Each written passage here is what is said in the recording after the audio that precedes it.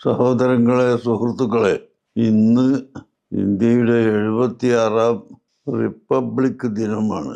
ഈ റിപ്പബ്ലിക് ദിനം മതനിരപേക്ഷ റിപ്പബ്ലിക്കായി സ്വാതന്ത്ര്യം, ജനാധിപത്യം, സോഷ്യലിസം, ഐക്യം, സഹിഷ്ണുത ഇതെല്ലാം നിലനിർത്തിയാവണം ഇന്നത്തെ റിപ്പബ്ലിക് ദിനം ആചരിക്കുന്നത്, അഥവാ ഇന്ന് നാം പ്രതിജ്ഞയെടുക്കുന്നത് എന്ന് ഞാൻ എല്ലാവരെയും ഓർമ്മപ്പെടുത്തുന്നു.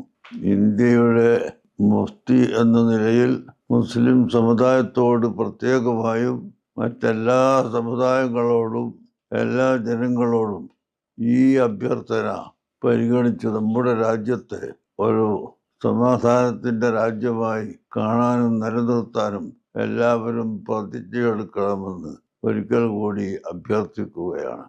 സർവശക്തൻ അതിന്